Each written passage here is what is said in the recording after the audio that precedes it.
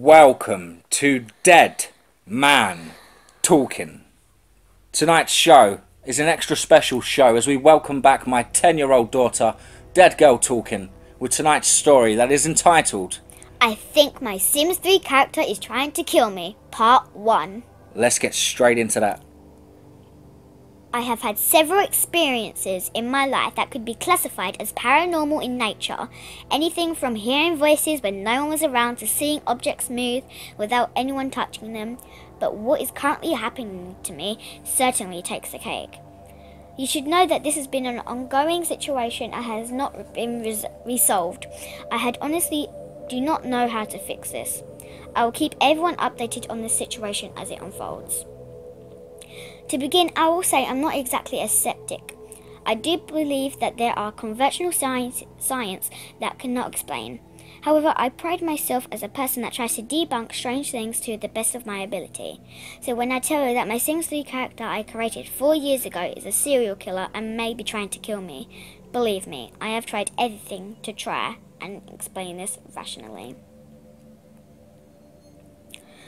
I'll begin when I created this character. It was about 4 years ago now.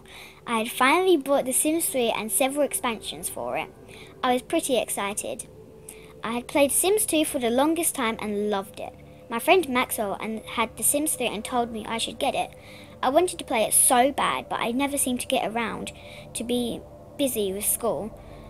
I was working towards getting a degree in film, and as one would guess, it took up a lot of my time. Eventually, I got round to it. I was pretty excited to get back home and play it.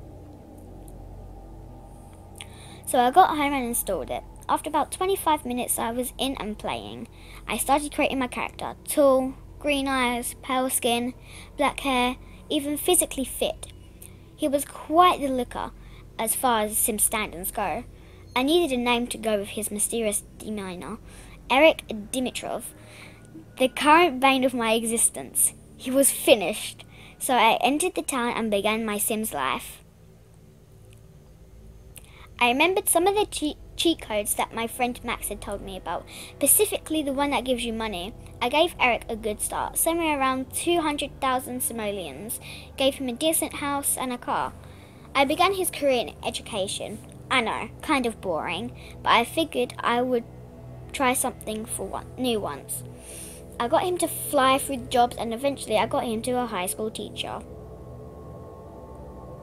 Now, I do like to do a bit of role-playing when it comes to The Sims. So in my head, I started forming him into the small-town teacher that everyone loved. The cool teacher that all the students wanted to hang out with. He was a magician, a chess champion, and an artist.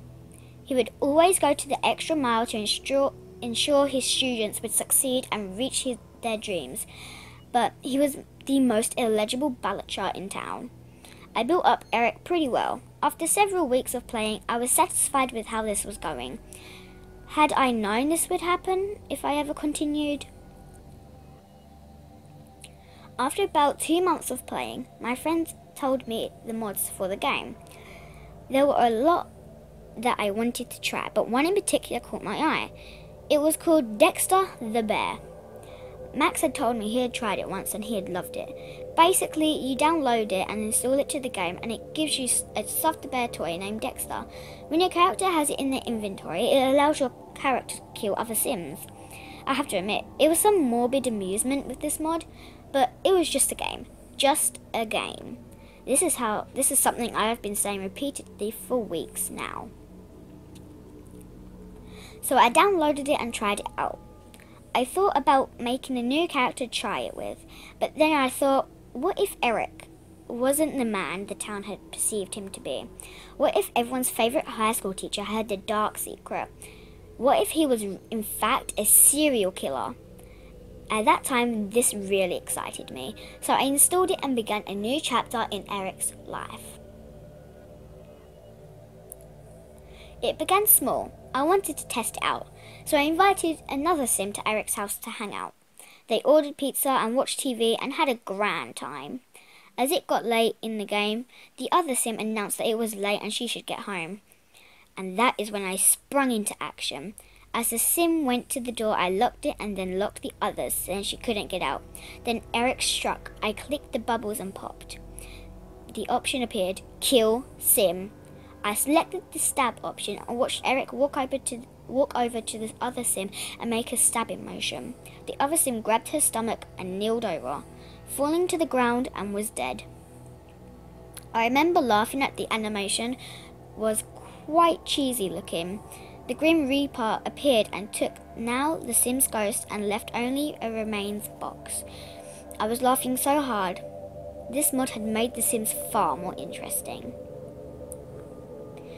So at this point, I began going into roleplay mode and started figuring out what he would do next. I kept the remains box as a trophy and developed a new MO for my new serial killer. I decided to make it as depraved as I could. I would target his female students and then befriend them, and then when he had their trust, he would invite them over to his place and help them with their homework, because he was such a nice guy. And then to make it worse, he would literally paint portraits of them going up along the remains. I know, I messed up. So I did this to 3 more Sims and built basements under his house when he would keep playing trophies. After a while, I had to stop playing and concentrate on school. It was fun while it lasted, but education was calling. Fast forward to 3 weeks ago. I'm out of school and I had moved to Phoenix. Been living here for about 3 months now. I'm on a break on working for film, and I decided to dust off my old Sims 3 game and played it for a bit. I remember Eric and Dexter bear mod. I figured let's mess with that some more. Well, what I found when I turned on the game was not what I have wanted. I turned it on and loaded up the save file and entered the town again. There he was, Eric, waiting to wake up and go to work at the school. I fast forwarded the time and got him out of bed, and he made breakfast and went up to work. As he was there, I decided to check the basement at the house, seeing his 4 victims as their portraits hanging above the remains. What I found was nothing. The portraits and the remains were not where I had left them. I thought that was odd, but I didn't really think of it at the time. Maybe the game had glitched and didn't save them. So I checked all of his stats and everything, and I found something that was rather odd. In a menu, it said Eric owned 2 properties, his house and another lot across town. I thought back, and I couldn't remember buying another property. At that moment, I looked at his money. It was far more than I remembered leaving him with. That was strange, I thought, but again, dismissed it. I decided to check out the other property he owned. I moved along the map and came upon a lot that was surrounded by a stone wall and had a giant iron gate to enter through. I scrolled up and looked at the property. It was covered in trees and bushes of all kinds. It looked very out of place in comparison to all the other lots. I noticed there was no house on it, but instead what looked like was a shed. I clicked to see the interior and I saw several items in it, like a storage shed. I noticed there were some stairs leading down underground. I clicked several times to go down, and that is when I saw it. The sight of it shocked me. I could not have imagined what I had found. At the bottom of the stairs was a giant room. In the center was a piano, an easel and a reading chair. And off to the side, a bed. But what was lining the walls was what really took me off guard. The portraits hanging above the remains of his victims. But there was hundreds of them, all lining the walls with lights, humiliating them as if they were like shrines. Shrines to hundreds of dead young women. I looked at the portraits, and each one of them was a different girl. And even worse, each portrait that I clicked on had a name to it. There were the names of young women, literally the hundreds of remains and portraits of the girls they once were. I had counted them. They were totaled up to over 200. How was this possible? I mean, seriously, how? A thought that had slithered into my mind. Has Eric been killing the women of this town by himself? It was crazy. There was no way that could be possible. No one had even touched this game since I put the storage in. Games just don't run on their own while not in the computer. It was at this moment I noticed Eric. He was not at work anymore. He had come to this bunker and walked into the room. I had watched him as he walked over to the trophies and looked at them. I tried to pause the game, but it didn't work. My clicks were no longer responding. A speech bubble popped up and I read it. Do you like what I have done with the place? It said, no way, I said aloud. Eric turned from the portraits and the camera moved in on him as a close-up. Another speech bubble appeared. As you can see, I have been quite busy in these 4 years you've been gone. I was losing my mind, I thought. This was some sort of glitch, or maybe someone had tampered with the game, pulled it out of the storage and recoded it somehow. I have longed for the day that you would return, Father. Another speech bubble said. Father? Was he talking about me? I watched as he turned and walked to the other portrait. A speech bubble appeared.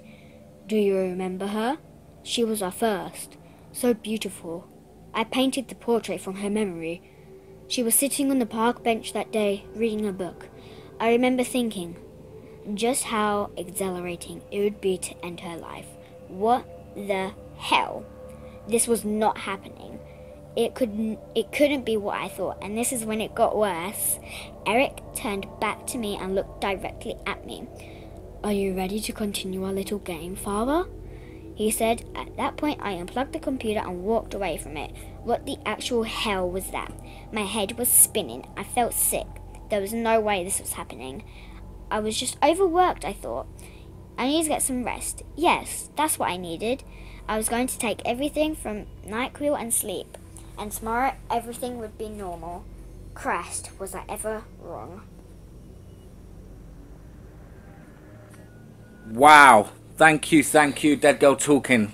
Absolutely beautifully read as ever. Hope you guys enjoyed that. Of course, please do let us know down below in the comments. Please do like and share.